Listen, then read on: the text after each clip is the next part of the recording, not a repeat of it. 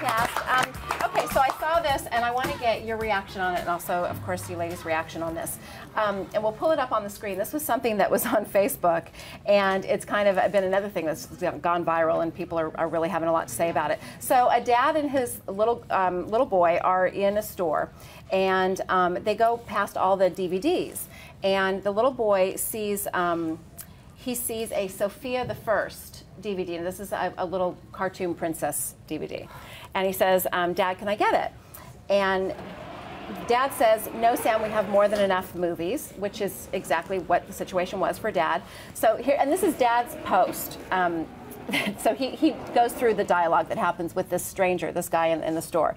So he says this guy in a polo shirt and braided belt says, he overhears the dad with the little boy. He goes, and those are girl movies. You don't want to grow up like a mommy. You want to grow up to be like a daddy. This is just some guy, some stranger in the store. And so the dad says, actually, I just want him to grow up to be whatever he's supposed to be. And if that's a boy that likes princess movies, then great. And so this stranger says, you don't think that'll make him funny?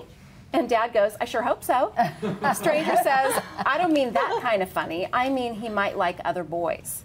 And Dad says, and I'd love him just as much, and he'd probably smell better as a teenager. Oh, and the stranger just doesn't say a word. He moves to the other line, and there's an older woman behind him in line. She says to the dad, let me buy that movie for him. You just made my day. And I think it's just an interesting commentary about, you know, those social roles where you're raising sons or you're raising daughters, and do you have to follow those social roles? So that is my question to you. So answer us via Facebook or Twitter at D The Broadcast. And what do you ladies think? It's an interesting story.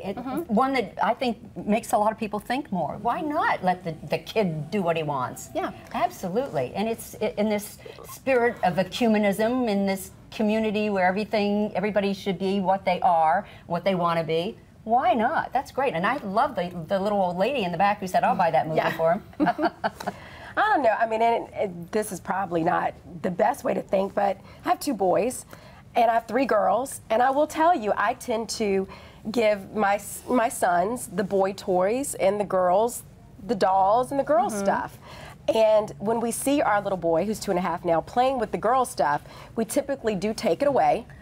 And give him something that we believe is more boy appropriate. More gender appropriate. Yeah, and I don't know if that's right or wrong, but that's just the way that we've always operated. I don't think you're alone in that. I think a lot of parents do that. Even if we don't feel like, even if we'd like to be more open-minded, I think maybe just naturally we'd say, you know, here, take this toy or take this one instead. But I do think, I mean, raising 4 boys, I didn't ever deal with that, but I think if I had, I would be okay with what I sort of agree with his dad. You know, just you want them to grow into whatever sort of little people they're supposed to be. But I think it's our role to at least direct them, you know, in a certain way. And then of course, however they turn out, you're gonna love them. You're gonna, it's you know, it's my baby. So, but I don't know. I just believe that you just kind of direct them, hopefully, in that direction, and then if something else happens, then you just deal with that. I mean, I agree with you, and we certainly played with a lot of dolls and things like that, but I have noticed that women typically score more poorly in math and science-related subjects because a lot of those games and toys are geared towards boys.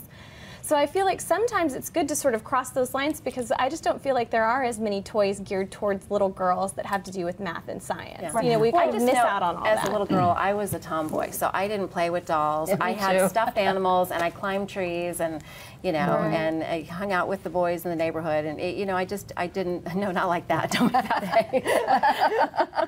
And I guess for me, it's like you know, with my girls, and I've had that. I had one daughter who's very athletic and was kind of going down that route as a tomboy, and I remember putting her in more skirts and dresses because I wanted her, not necessarily, it wasn't about, you know, whether you're a boy or girl, it was about being a lady.